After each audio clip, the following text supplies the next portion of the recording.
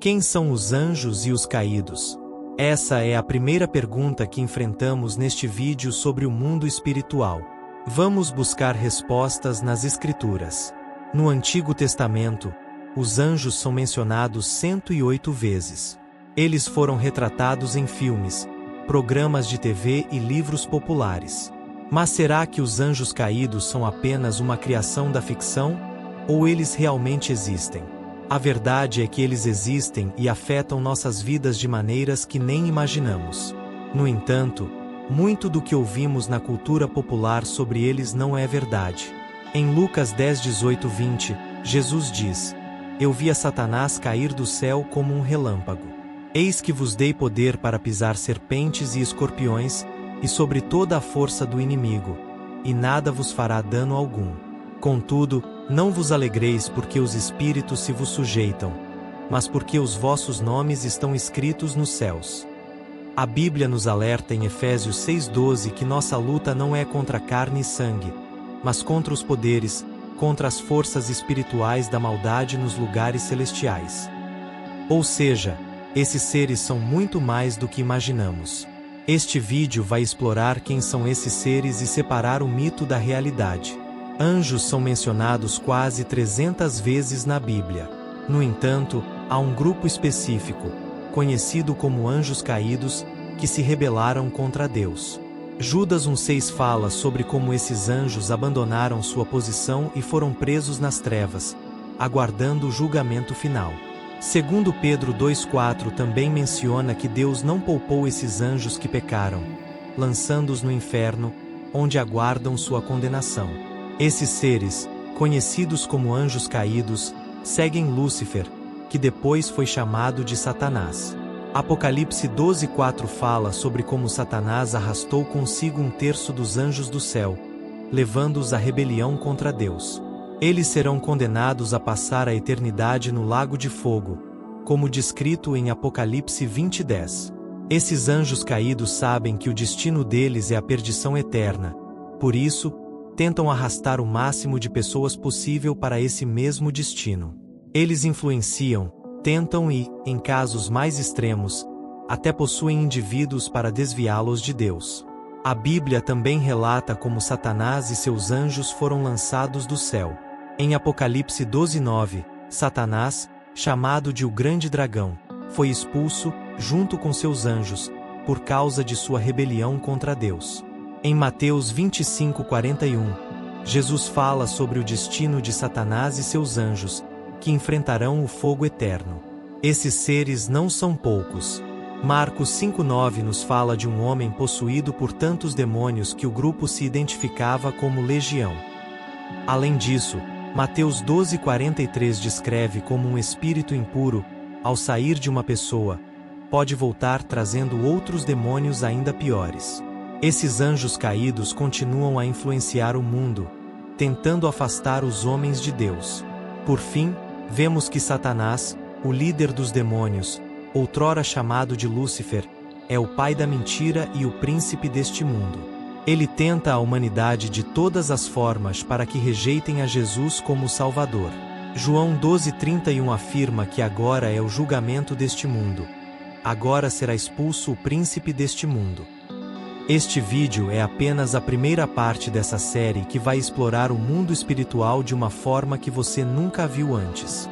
Fique atento, pois há muito mais a ser revelado sobre esses seres e suas influências no mundo moderno. Te darei se você se prostrar e me adorar.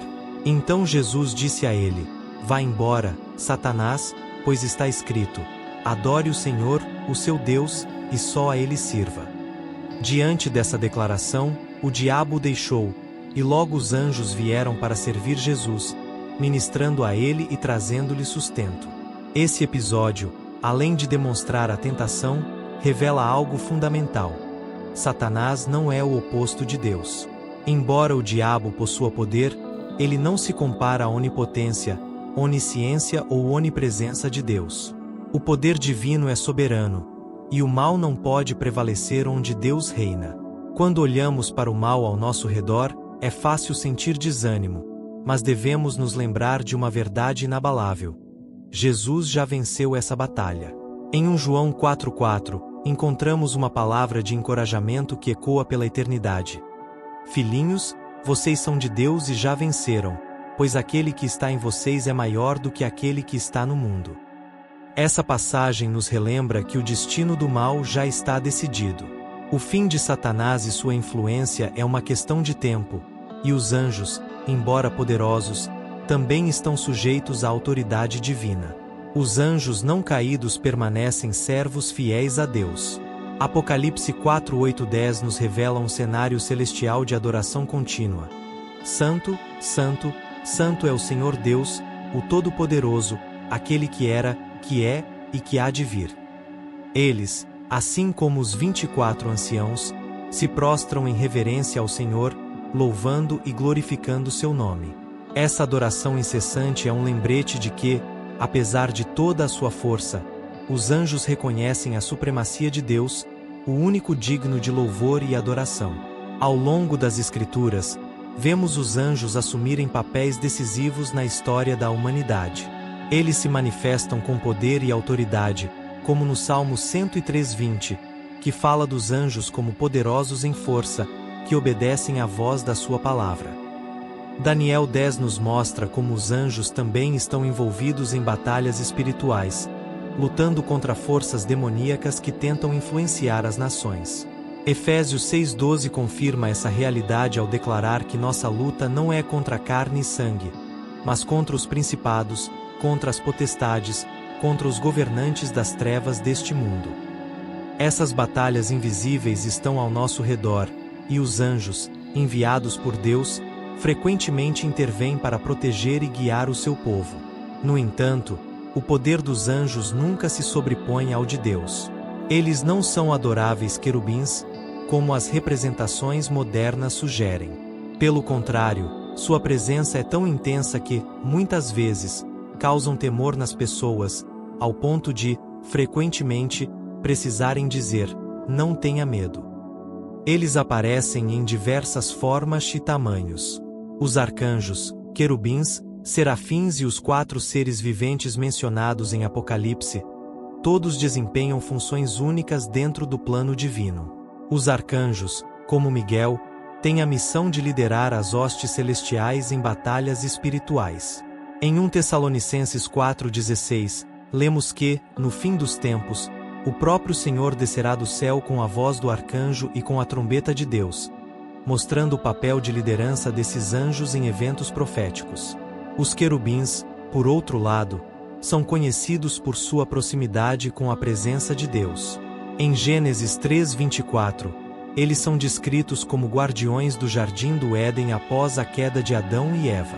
Já os serafins, mencionados em Isaías 6, são vistos ao redor do trono de Deus, proclamando sua santidade em um coro eterno de Santo, Santo, Santo. Essas criaturas celestiais, descritas com 6 asas e cheias de olhos, são seres enigmáticos e poderosos, muito além das representações românticas que vemos na cultura popular. Embora eles desempenhem um papel crucial na execução dos planos divinos, jamais devem ser adorados. Em Apocalipse 19:10, vemos um exemplo claro quando o apóstolo João tenta adorar um anjo, mas o mensageiro rapidamente o corrige, dizendo: não faça isso. Eu sou servo como você, adore a Deus. Embora poderosos, os anjos são servos fiéis de Deus, e seu papel, tanto no passado quanto no futuro, é sempre de servir aos propósitos divinos. Eles estão envolvidos em batalhas espirituais, mas sempre debaixo da autoridade de Deus. Eles intercedem em momentos cruciais, como no êxodo do povo de Israel, quando o anjo do Senhor foi à frente, guiando-os e protegendo-os. Assim como o exército de Satanás foi derrotado no céu, em Apocalipse 12:7-9, essa vitória também se refletirá no fim dos tempos. O bem triunfará sobre o mal, e os anjos de Deus, invencíveis em força e sabedoria, terão um papel decisivo nessa batalha final. Obrigado por assistir até aqui e por favor se inscreva em nosso canal.